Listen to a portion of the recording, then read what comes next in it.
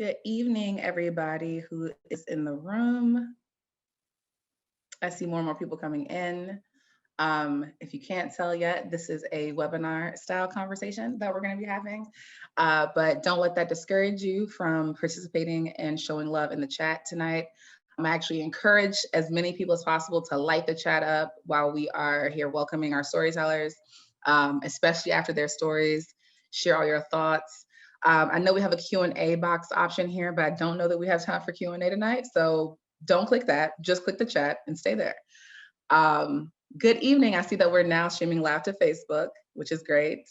So welcome everybody. And tonight is our first of who knows how many events that IHAA will be putting on to showcase and share stories of people in and supporting the HIV epidemic in terms of their work, people who have been living with HIV, people who have loved ones living with HIV.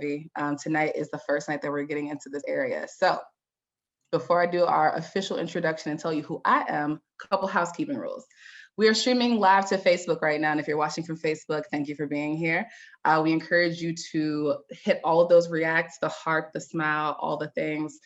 Leave comments, because we will be monitoring that chat as well as the chat here in the Zoom room. For the folks here on Zoom, please light the chat up, show all the love. Let these folks know that you care and that you're listening and that you appreciate their stories. I think those are the only housekeeping things, because it is a webinar style, not a meeting style room. So tonight, welcome. Welcome to the Illinois HIV Action Alliance's storytelling event. It's the first, the only social event that we have done. We've stuck to a lot of policy-centric activities and conversations.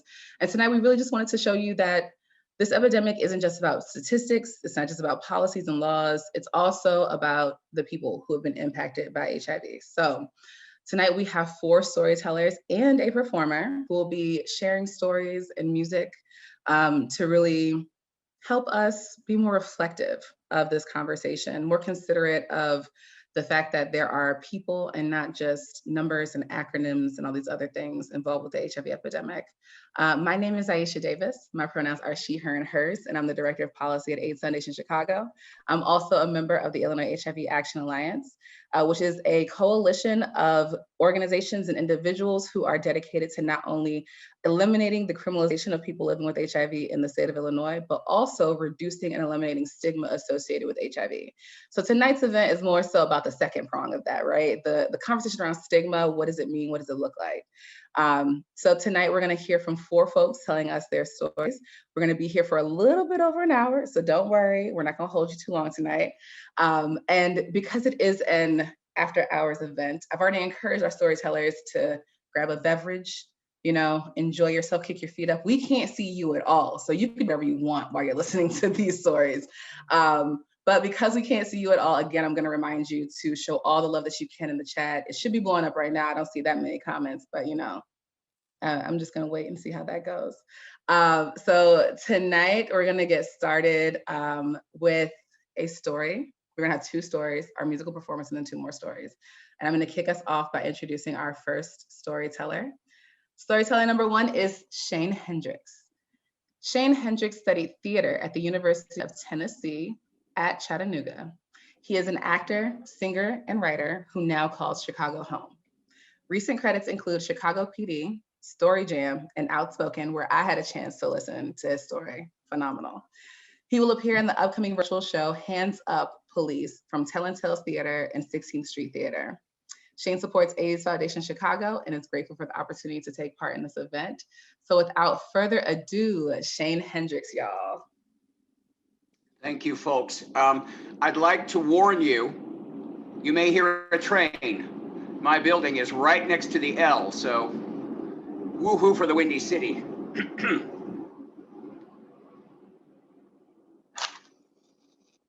I light this candle to call forth spirits.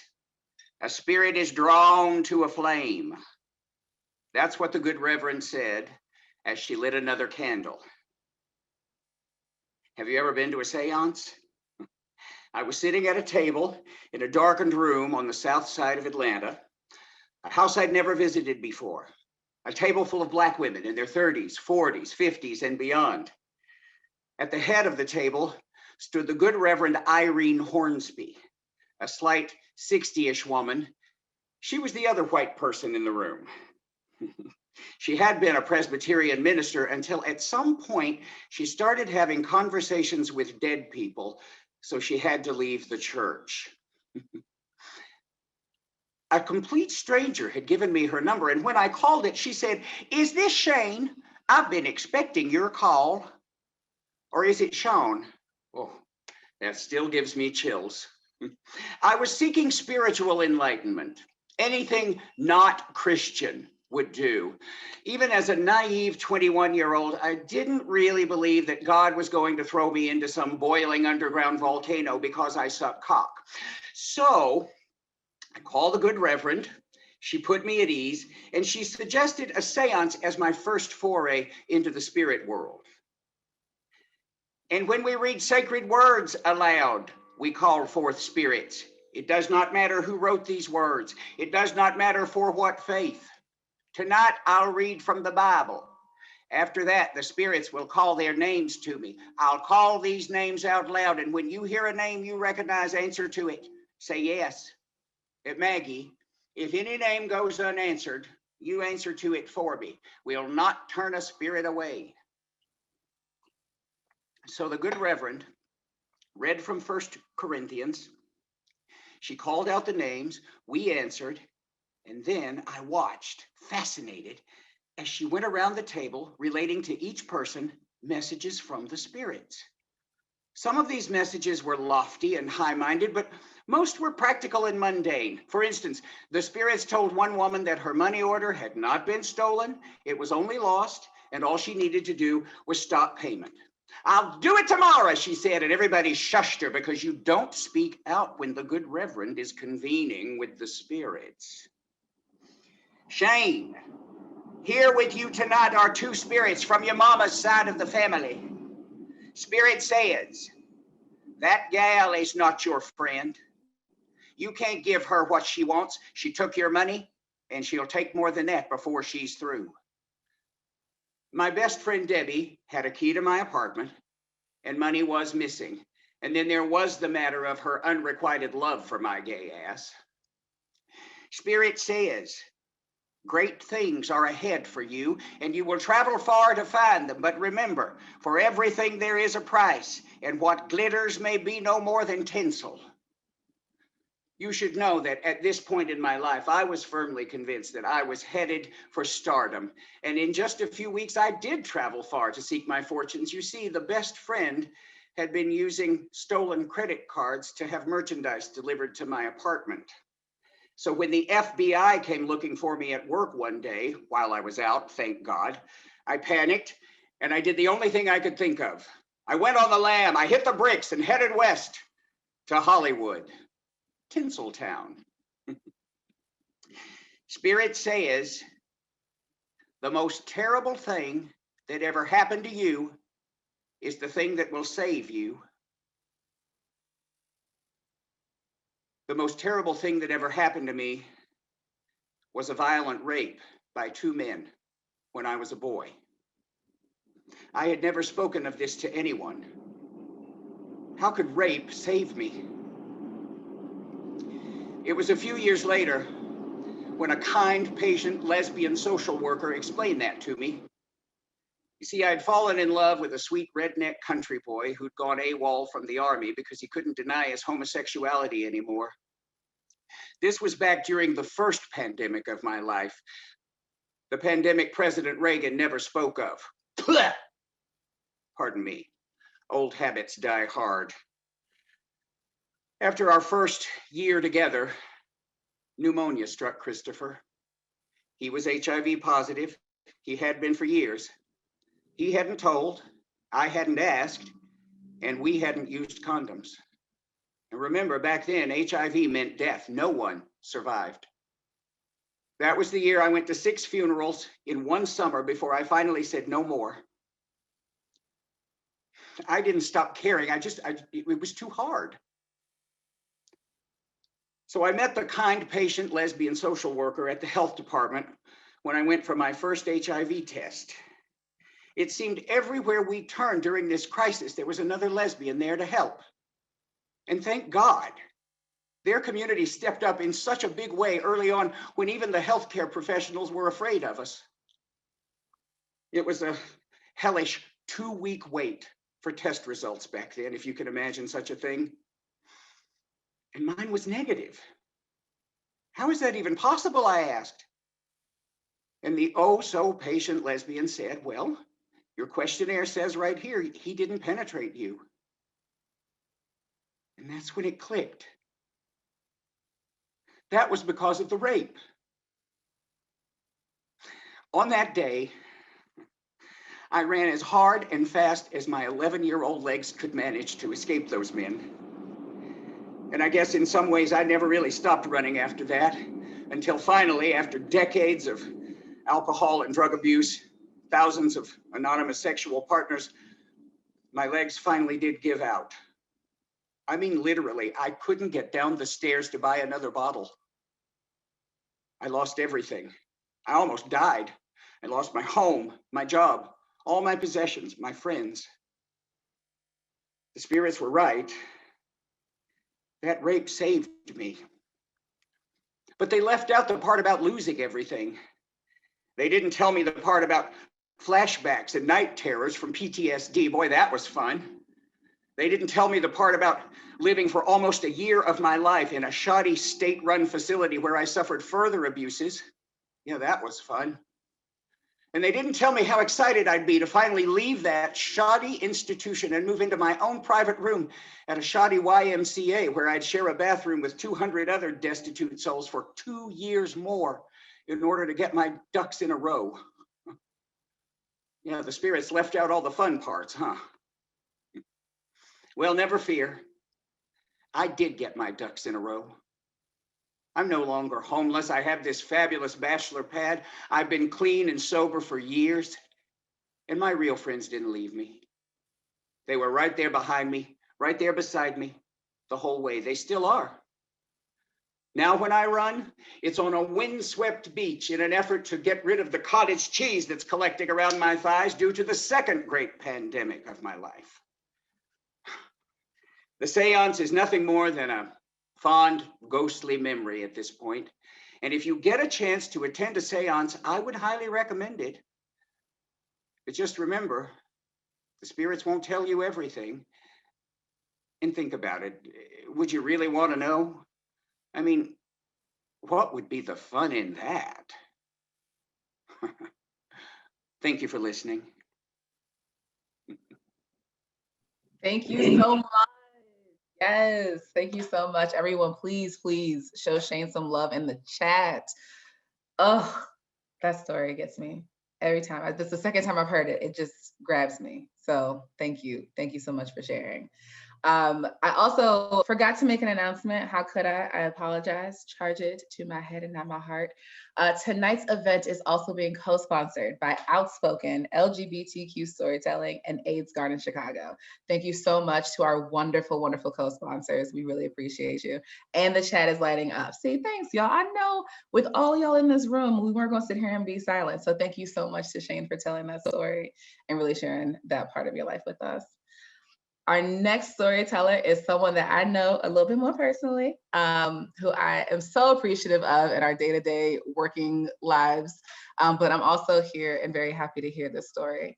Our next storyteller is Coleman Goode. Coleman is originally from Texas, where he studied music education at Texas Tech University before moving to Illinois in 2002.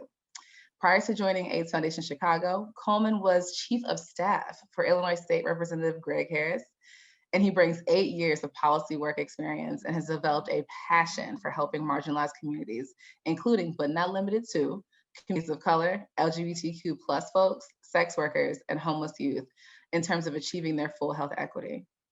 Coleman also brings to his work the shared experience of homelessness, living with a mental illness, and recovery from substance abuse. He has been living with HIV since 2006 and seeks to build institutions that not only recognize Black humanity, but maximize the individual and collective liberties of Black people. Amen to that. One quote that drives Coleman in his community work is the idea that until all of us are free, none of us are. So everyone, please welcome to the virtual stage, Coleman Goode. Show some love. Yay. Well, Shane, that was amazing. I do not want to go after you, but I am. Yeah, thank you so much. I am really excited to be here. Infected, dirty, positive, high risk, crazy, dangerous. These are the words that have been used to describe me and other people living with HIV/AIDS, but those words are not who I am. I am a fierce Black pansexual cisgender man named Coleman Nigel Goode, and I just so happen to be living with HIV. You see, words have power, and those words we use to describe people have a lasting effect that can uplift and destroy within the same breath. HIV and I have been coexisting in the same body for 15 years. In fact, this week is my HIV anniversary. In March of 2006, I admitted myself to a mental hospital because I had an emotional breakdown. I did not know at the time that this decision would change and possibly save my life. My life at the time was not what I thought it would be at 25. I've been homeless on and off for a couple of months, and I did what I had to do to survive, which didn't always put me in the safest environments. Like I said, this was a very dark time in my life, and honestly, I was grateful to have a place to sleep once I got into this mental place, because where I'd been sleeping and eating before, oh wait, I hadn't been sleeping and eating before. Coming to grips with my mental illness was extremely hard. There's so much stigma around mental illness, and I was raised to pray things away. Pray the gay away, pray cancer away. All things can be achieved through prayer. That's how I was raised. Now, I'm not here to say that there's something wrong with prayer, because there's not. I love Jesus.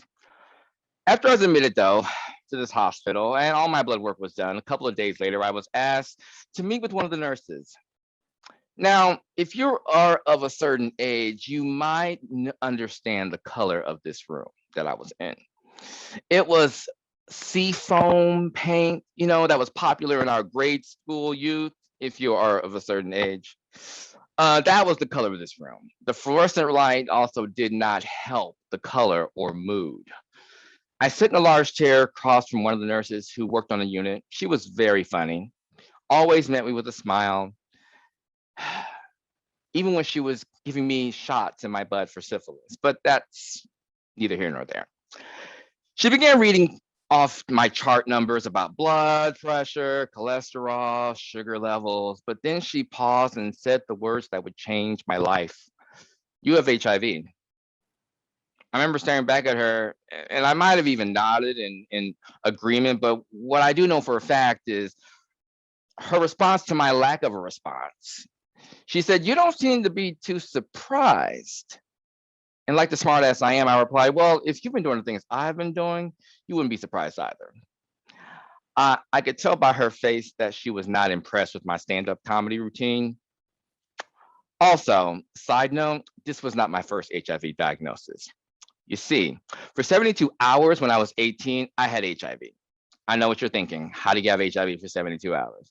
Well, I received a false positive back in college when I was donating plasma. Yeah, I needed the money. And so in a sense, I was prepared for this. I'd seen this movie already before. Nevertheless, though, I could hear the words my mother had said to me once: "You're going to get AIDS." You see, society had already told me that because I was gay, I was destined to get AIDS. The media told me through all the TV shows on TV that gay equals AIDS.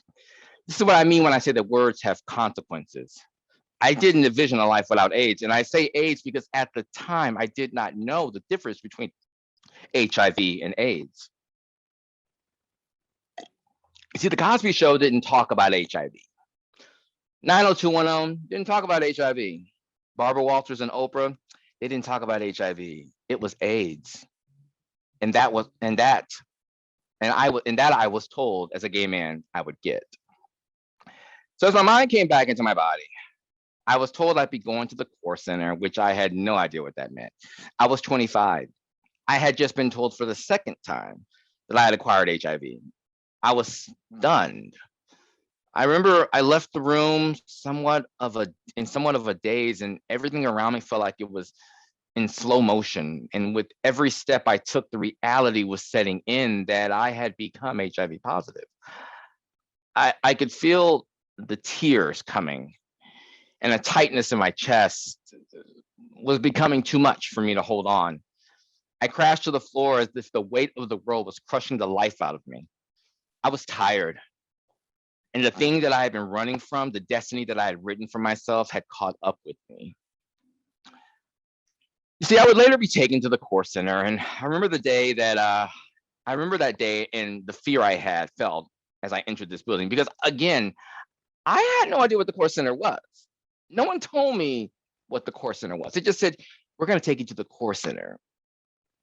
So I walk into this building, huge building, and there were so many people, Black people, brown people, Hispanic people, children, chatting, some were laughing, they were eating, everything was moving so quickly. I felt just lost. And I remember sitting down in the lobby, and I think I had like a juice box or something, and this really nice little lady sat down next to me, and she asked me if I wanted some hard candy. I immediately was transported back to my youth. And when my diabetic grandmother would always sneak me candy and tell me not to tell my mom because, she's diabetic. It was almost comforting, I felt. Here's this lady who doesn't know me, has no idea that I am scared to death, offering me hard candy. And I took it, of course, even though I'm not supposed to take candy from a stranger, but at that point in my life, it was too late. I had no idea why I was there. I got checked in and I was brought into a room that had chairs all around, and it was like 15 people, and they were getting all their blood drawn at the same time. I felt like I was in like some like vampire lair because I still didn't know what was happening. I was 25. I didn't know if I was going to die. No one had yet spoke to me about medications, that HIV is not a death sentence anymore. Nothing. I felt like I was left twisting in the wind of an F4 tornado. Nothing made sense. I would later return to the core center after going back to the mental hospital because, honey, they don't let you leave. And I went back, and after a couple of months, I went back, and they told me, or after a couple of weeks, I went back, and this doctor came in, and she was really nice. She had lovely blonde, or was it red hair? I don't know. I've slept since then. All I do remember is that she read these numbers to me about CD4 and viral loads, and I was just so confused. All I heard, I felt like I was in the Peanuts shows, and it's just like wah wah wah wah, because before I could say anything to her, she was gone and threw a paper at me and said, "I'll see you in 6 months." Again, I found myself alone, scared, lost. Was I gonna die? Did I have AIDS? This was what was happening? No one had taken the time to talk to me, to hold my hand, to walk me through this process. I was 25 years old. This was not the life I thought I was going to be leading. But I will say this was the beginning of my advocate origin story. You see, I would later leave that mental hospital after being there for 90 days because I had nowhere to go. Again, I was homeless. I got placed in a living facility for people living with HIV through the Heartland Alliance. I just, when I got there, I was scared. Again, I was 25 years old. I had no idea what was going to happen.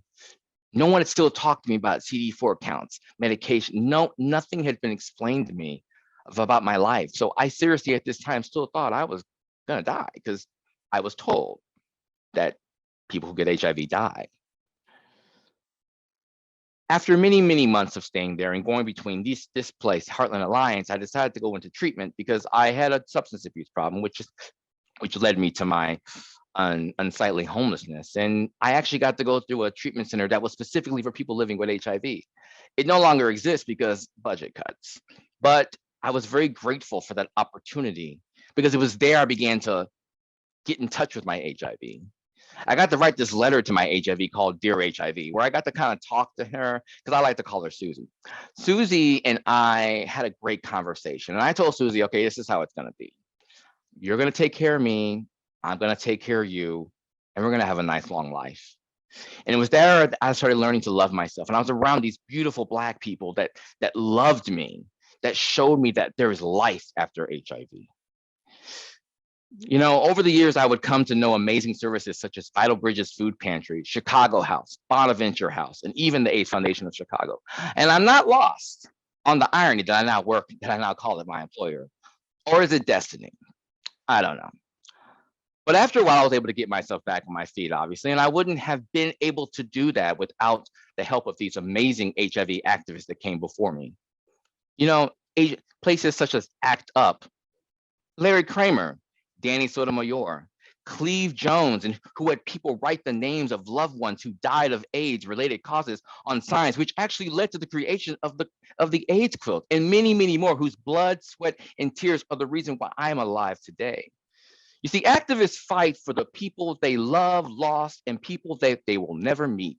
And they ask for nothing in return but to be treated with respect and dignity. But life has not always been, but life has not been without its challenges. You see, in 2010, when I was accused through a Craigslist post that I was intentionally spreading HIV to others in my community. My name, my photo, my phone number, and the exact and address were put out to the world to see. You see, at that moment, my worst nightmare was coming true. At that exact moment, you see, I've been on ART medication since 2008. I take my medications every day because I'm not trying to spread HIV to anyone. And I've always informed my sexual partners of my status. But in that exact moment, none of that mattered because some unknown person was using my status as a weapon against me. And that is the fear I live with every day as a person living with HIV. So I get up every morning and I advocate for those gay, Black, men who have sex with men, trans-identified, gender non-conforming, Black cisgender women, Latinx, sex workers, and every other marginalized community, because my voice might save someone's life. Earlier today, I was able to take part in AIDS Watch, which is a national 3-day conference sponsored by AIDS United that brings together advocates from all over the country to go and speak truth to power to Congress. And I do that because advocates did it for me. They saved my life, and they will never meet me. And so I view it as my job to give back what was so freely given to me. It's always a powerful experience being in spaces with people living with HIV as they discover their voices. Just like I discovered my voice. I advocate because I'm tired of living in a world that labels me as dangerous, dirty, infected. People living with HIV are your neighbors, friends, relatives, baristas, teachers, elected officials. We're your sons and your daughters. We don't deserve to be criminalized for living with a virus, but we do deserve love and respect. Thank you. Wow. Wow. Y'all, I get to sit next to Coleman at work. Y'all, this and also I had the opportunity to be on some of those calls that Coleman just mentioned earlier today for AIDS Watch.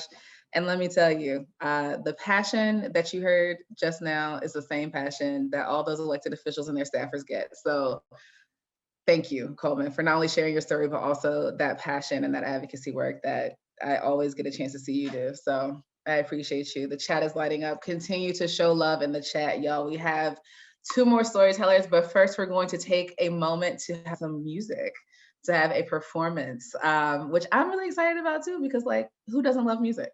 So it is now my pleasure to introduce Jace Williams. Jace Williams is a singer-songwriter and native to Chicago. He started his musical journey in the 4th grade as a tuba player under the direction of Diane Ellis, a Chicago jazz star. His influences include Chris Cornell, Barry White, one of my faves, Tupac, Pat Benatar, and so many more. Jace Williams prides himself on unique ability to captivate his audiences through his storytelling. I just want people to see themselves in my music. I believe my journey is unique to me, but relatable to many, says Williams. Jace Williams believes that music is healing, therapeutic, and necessary for the human experience. He is currently working on his next project, How Am I Still Standing, scheduled for release later this year. Everybody in the chat in the room, please welcome Jace Williams. Thank you so much for being here. Oh man, how's everybody doing? So thank you for the opportunity to come and share some music with you today. So I'm just gonna get right into it, and I think y'all can hear me good, so I'll just get into it. All right, cool. Here we go.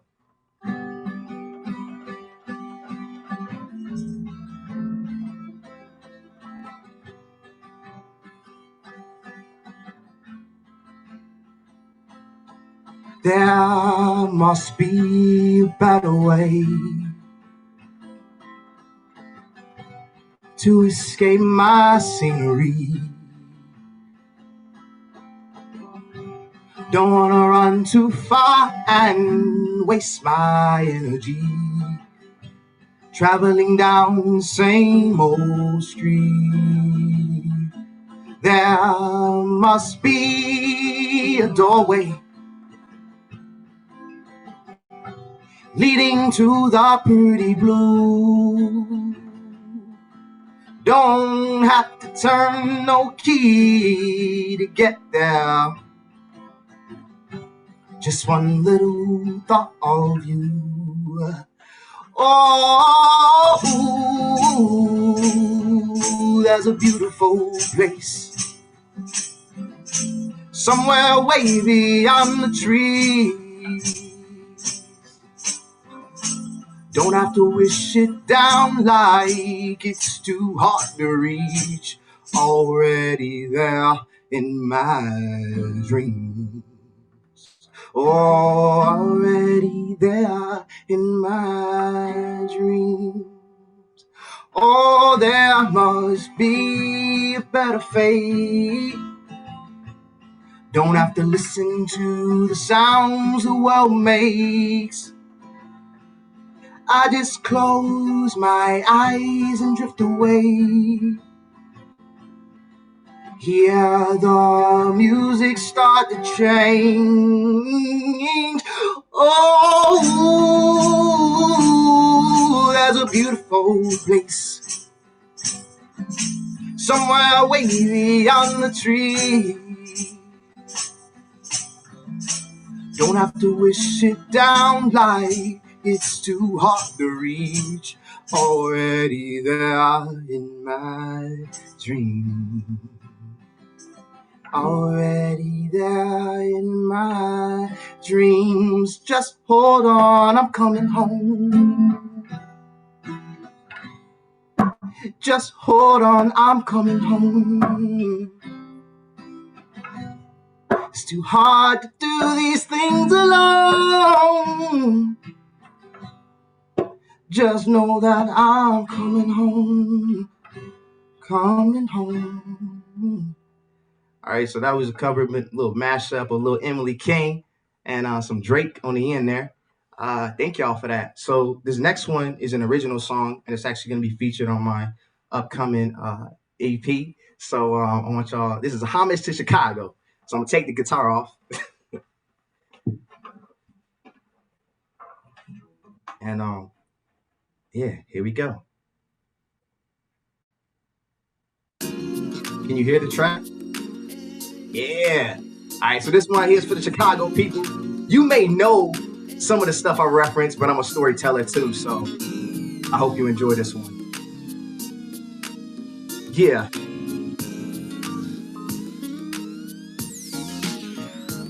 I got love for my city, all love in my city. Light one up if you hear me, show some love in my city. MacArthur's my spot on the west side. Mr. G's on Sunday sets my weekly vibe. Caribbean bakery at the end of the red line. Fat laces and K-Swiss rocking their Carl Canine. 30th and King is where I learned to drive. 81st and Drexel is where I reside. 2-cent cookies, lemon heads, and baked pies. A block full of homies, chicken shack and steak fries. A porch lit with spades off the wall in the alleyways. Battles at my lunch table, articulating my rage. I didn't just start this, been part of my ways. Kept a pen and paper, always had something to say. Reminisce when I can. The good old days. Outside is where I'm from. Wake up, sun, watch my city come alive. I was born and raised in the shy. Outside is where I'm from. Wake up to the sun. Watch my city come alive. I was born and raised in the shy. 21st and 18, I got my hair laid. Train rides out west only on Sundays. Garfield Park, I fished for the first time. I caught a real big one, it blew my mind. Harold's Chicken, sometimes in the streetwise. Open fire hydrant, Park District slides. My buddy Loon, the South Shore, the East Side. And Jeffrey Pub in the east of the Ryan. XBU, drag shows too. Free Radio, the Q Crew, and the Deshaun, just to name a few. My day ones, them aces, trendsetters, we made it. I reminisce when I can. It's the good old days. The good old days. The good old days. Outside is where I'm from. Wake up to the sun. My city come alive. I was born and raised in the shine. Outside is where I'm from. Wake up to the sun. Watch my city come alive. I was born and raised in the shine. But Billiken parades, Jackie Robinson days. The Chronic by Dre and Tyler Perry plays. A Little Taboo, Monopoly 2. 70th and low, I served a corner or two. You think you know my story, oh, the hell I've been through. I was a hustler young, I had nothing to prove. Dixon Elementary, fell in love with school. Poetry contest, oratorical too. Beachfront sessions, confession, my affections. A battle of the bands, a tuba in my hands. A 65 con, musicians understand. Chicago State, all city at 8. First chair was great, mighty man can relate. It's in y'all's plan, I was meant to be great. It's in my bloodline, yo, it's part of my fate. Reminisce when I can, it's the good old days. Outside is where I'm from. Wake up to the sun. Watch my city come alive. I was born and raised in the shine. Outside is where I'm from. Wake up to the sun. Watch my city come alive. I was born and raised in the shine. All right. Thank y'all so much. I'm Jace Williams. Thank you for the honor. Oh my God, no, thank you. Yes, that was so good. As someone who lives on the South Side, that makes me very happy. You know, I'm not from Chicago, but I call the South Side my home. So thank you so much. And also just thank you for being here. We really appreciate you. And also I definitely recognized a few of those names. So shout out to Anna Deshawn, who, you know, is a good friend of mine who I really appreciate. I don't think she's here, but I'm gonna tell her that you got her a song. So now we're gonna keep it moving to our next storyteller. Wow, y'all, I can't believe we're like a little more than halfway done with tonight's event. Well, I hope that you have refreshed your drinks, have your feet up, and are relaxed for this next storyteller. Next, we have Lynn House. Lynn House has had a long and extensive career in the beverage industry. In 2019, she was named National Spirit Specialist and Portfolio Mixologist for Heaven Hill Brands. Lynn and her cocktail creations have been featured in the New York Times, Time Out, the Chicago Sun-Times, the Chicago Tribune, Chicago Magazine, Imbibe, Bon Appetit, Savor, and Martha Stewart Magazine, in case the first like 5 weren't enough. In addition to her work at Heaven Hill Brands, Lynn is also a sitting co-chair of the Tales of the Cocktail Education Committee and co-founder of Tipping for Equity, a nonprofit focused on shifting the balance of equity in the hospitality industry.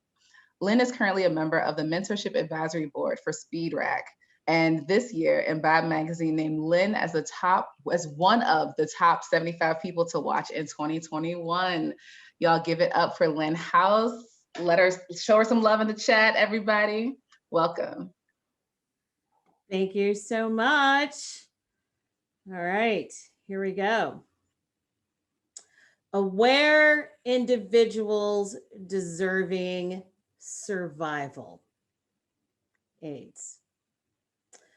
So my story starts in Columbus, Ohio, which is where I'm from. If you've seen me in previous storytellings, you would know that I could not wait to get out of Columbus, Ohio. Oh, it was smothering. No one looked like me. No one thought like me. And my first escape was to Chicago.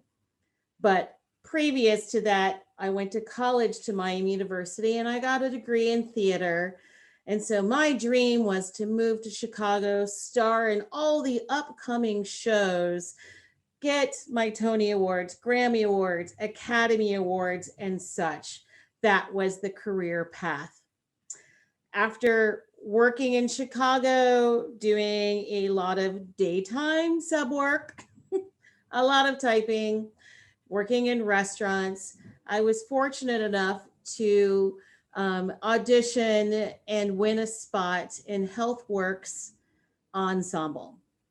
So if you've never heard of HealthWorks was this amazing theater organization created by a gentleman named Scott, all based on his thesis, The Wizard of AIDS, that he created as a grad student in Iowa. And it was to teach people, now I'm old, y'all, so this is back in the 90s. It was to teach people about what HIV was, what AIDS was, what the difference between the two were, and how you kept yourself safe and how you could stay sage. So our 3 shows were What's So Big About AIDS, a really fun little hip hop musical, where we all, shunned this girl whose sister who had AIDS, and we hip hopped and we rapped about it, and we taught people how to be safe. There was another show in our repertoire that was called Don't Wait Until You See Me, which was co-sponsored by the March of Dimes. And this show was about, prenatal care for teenage mothers. But the pinnacle of the 3 shows that we did was The Wizard of AIDS. And it was a parody on The Wizard of Oz. And instead of acquired immunodeficiency syndrome, AIDS became aware individuals deserving survival. Now, this was a straight up parody. We had to watch hours upon hours upon hours of Wizard of Oz. And I was Dorothy. I was Dorothy Noir. I was the Black Dorothy, and lots of gasps and uhs and oh my's. And Toto was a hand puppet that I worked, and it was like, ruff, ruff, ruff, ruff, ruff. And there was a Tin Man, and he had tenorrhea, and we had to use KY jelly to lube him up. And there was a Scarecrow who was so scared of having sex that he just stayed celibate because he didn't know what to do. And then, of course, there was the Dandelion, who, danced on the other side of the fence, but deserved survival as well. And we toured through the Midwest, and this company was fantastic. And shows became more and more and more popular to the point where our cast grew. So about a year into working with this ensemble and traveling around in what looked like very much like a Scooby-Doo van, seriously, people had to be terrified when we pull up to see this bunch of ragabond Chicago actors jumping out of this white van that pretty much looked like every pedophile mobile that you see on every friggin' show. But here we came with our made-up set. We did our show. We were all certified by the Red Cross as HIV counselors and would give Q&As at the end. But like I said, a year in, our cast grew. And Michael joined the team. Now, Michael was this Robert Redford, tall, blonde, blue-eyed, beautiful man that every single person, male, female, and all of the above, had the hugest crush on. And it was the 90s. So oftentimes we all talked about what's your status? What's your status? It didn't really matter what circle you ran in, but we talked about that. But Michael never mentioned it. Didn't matter. It took about 3 or 4 weeks for me to realize that I was not on Michael's team, but that was okay. I still was madly in love with Michael. He was a great friend. We toured. We had so much fun. And if you've ever been part of a theater company, particularly when you're touring, like you're all in one room, you're sleeping together all in one bed. The personal intimacy is intense and you become just family. So Michael was family. Within about 6 months, Michael finally felt open enough with the company to reveal his status, and he was HIV positive. We were all trained by the Red Cross, so we knew that HIV wasn't necessarily a death sentence, and we knew we could hug, we knew we could kiss, we could embrace, we could all hang out in the same bed, drink from the same glass. It was not that big deal. But about a year later, Michael started getting colds and he'd miss a show or two. and then he'd miss a week or two. And every single time he'd come back and he was full of life. And like I say, to know this guy, to visualize, just think Robert Redford, this blonde hair, blue eyes, tall, skinny, and a smile that went ear to ear. But sometimes the smile wasn't as big, and sometimes he seemed a little smaller. And then there was a period that wasn't a day that Michael missed, and it wasn't a week that Michael missed his shows. It was a month that Michael missed. And we received a call from his sister.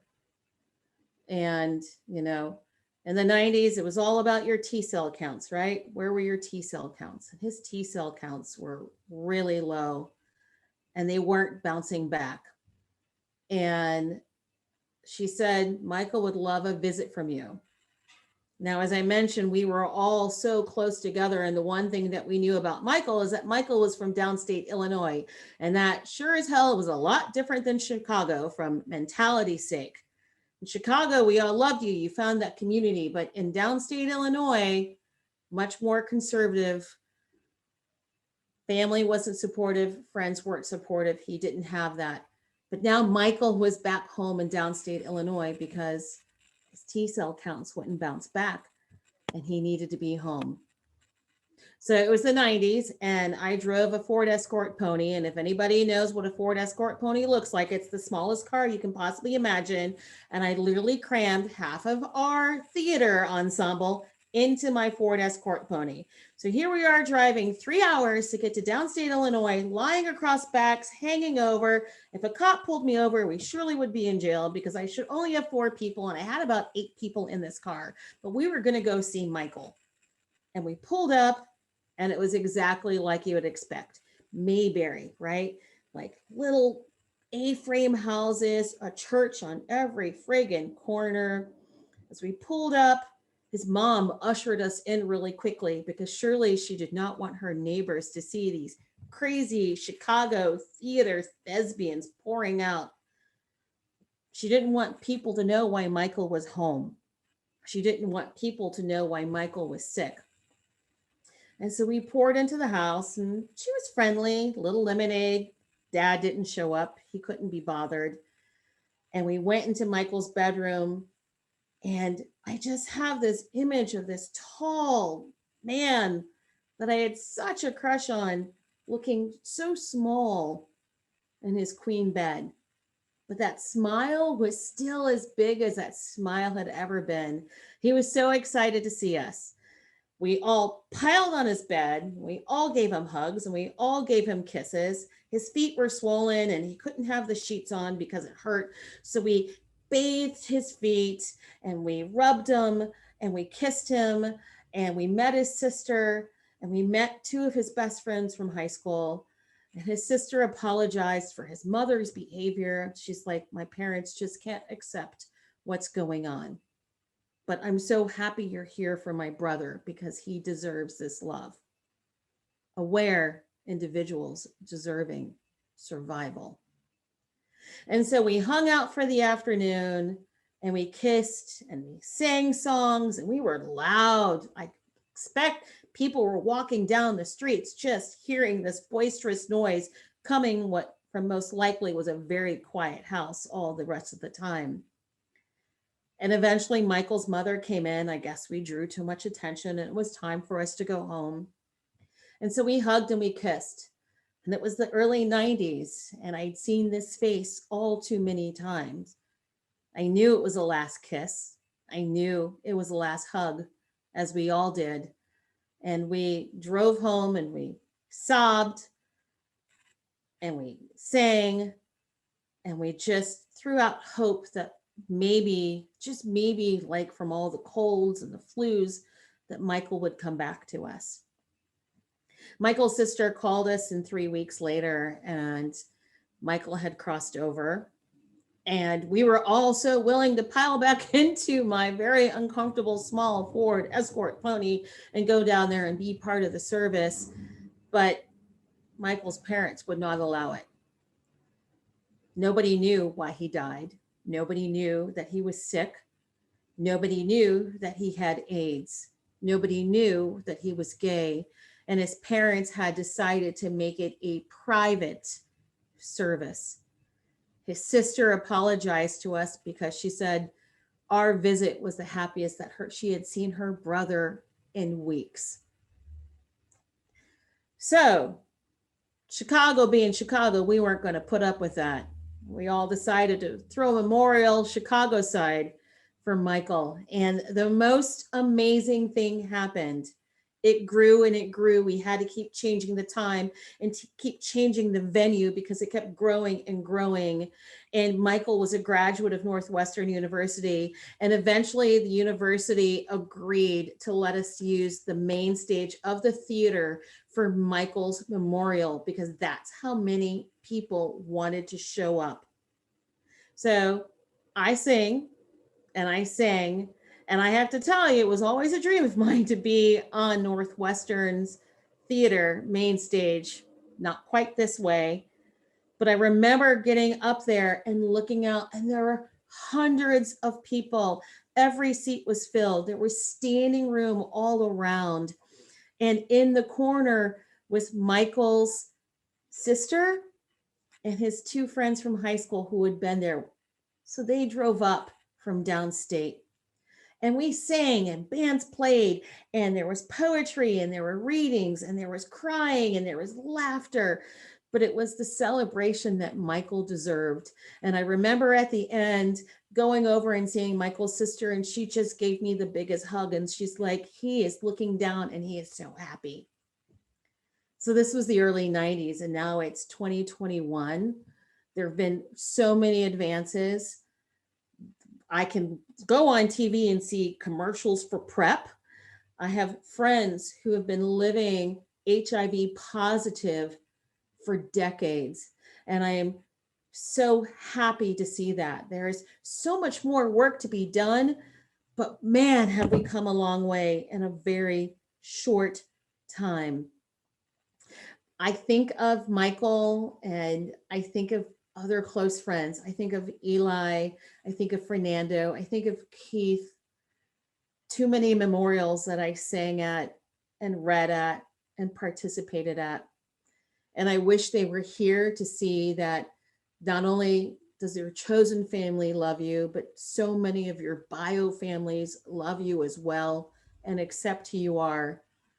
So not only were they aware, but they were amazing individuals who deserved survival.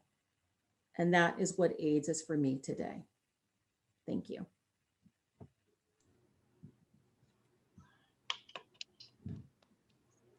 Thank you so much. And I have to point out, there's a comment in the chat that I think only came to panelists from one of our attendees who is from Bloomington, Illinois, and remembers being a member of a local HIV/AIDS non-governmental nonprofit that co-sponsored HealthWorks with the Bloomington, Illinois PD to come to Bloomington for a performance. So Lynn, please check this message. It's a little bit longer. I'm not gonna have a chance to read it, but you're getting love in the chat as you should. Thank you so much for sharing your story. Whew, chills, all the chills. We have one more story, y'all. I know that we're getting close to the end of the hour. And I am so happy to bring our fourth storyteller up. Our fourth storyteller is Chetter Galloway, a Virginia native. Hey, I'm from DC. A Virginia native, Chetter Galloway grew up hearing his father tell stories on Sunday road trips. Chetter became interested in storytelling while working at the Colonial Williamsburg Foundation. He's a graduate of East Tennessee State University with a Master of Arts in Storytelling. And without further ado, here is Chetter. Thank you. Thank you. Representing the DMV. It's a pleasure to be here. And I call this story My Football Buddy. I'll never forget when I met my good friend Ward. It was 2005 and I was in need of some photos for my website because I'd lost contact with the photographer that I worked with originally. So when I have a problem like this, I go out to my local bar. My favorite bar was a place called the Eagle. And I'm sitting there at the bar getting a drink when in he walks. He's about 6'2", blonde hair, blue eyes, black vest, blue jeans, and black leather boots. And he sits down right beside me. and we strike up a conversation. And turns out we have some things in common. You know, we have a love for theater and the arts. We love to travel. We love football, and we share a passion for photography. Well, after a few more libations were poured, I began to loosen up and get more comfortable and tell him, you know, I was in the midst of looking for a photographer for my website, and also that I toyed around with the idea of, you know, possibly posing nude. And when I mentioned that, his eyes lit up like a Christmas tree, because he said, oh, well, you know, I'm not just into photography, I'm also a photographer. I've got a studio in my home. I charge really reasonable rates. I can get you set up really quickly. What do you think? And I thought to myself, oh, Lord, here we go. Here comes another sissy with some kind of gimmick. Am I going to have to break him off a slice of the cheddar? But then I thought to myself and said, you know, maybe I should at least check him out. And he seems to be a nice guy. So I decided, you know, we would exchange our information, and I set up an appointment for the next week. Well, turns out he was an authentic photographer.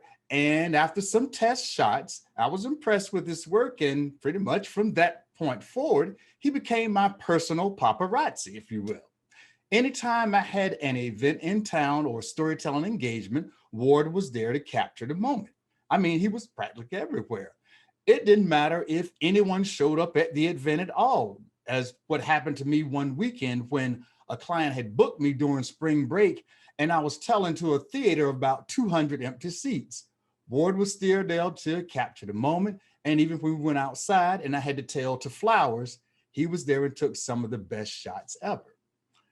And as we got I got closer to him in our friendship. Okay, I'll admit it. I went ahead and did it. I stripped down and I posed nude. And I was pretty impressed with the pictures. And I guess he was too, because unbeknownst to me, he submits them to a local photography contest. And lo and behold, they won first prize. And the prize was that you got to display your photos on display at a local art gallery. And he was pretty stoked about it and excited about going. And I never forget how he shaded me into going with him. He says, you know, Chet, you know, if you go with me, they can meet the model, and that way they can put an ass to a face, or your face to a photo. Well, regardless of what he meant, I didn't care. I was just happy to support him and see him excited about his work being on display. Now, speaking of work being on display or posing nude, he was one of these people also that pretty much liked to walk around with no clothes on, or at the very most, he'd have on a sarong. I can't tell you the countless times I'd go over there, and you know, when they say, when in Rome, do what the Romans do, I strip down, grab my sarong, and we just, well, hang out, if you will. And that's also how we watch football, our favorite sport. He'd take turns hosting games or us hosting Super Bowl parties. But, you know, unlike your usual beer, chip, and dip affairs, I mean, we did things differently. I mean, after all, we are queens. I mean, we had wine, steaks, mashed potatoes, steamed veggies, tiramisu for dessert. And, you know, we'd have a grand or gay old time together watching our favorite sport. Well, as we got more closer to our friendship, we actually talked about, you know, possibly taking a road trip somewhere, since we both like to travel.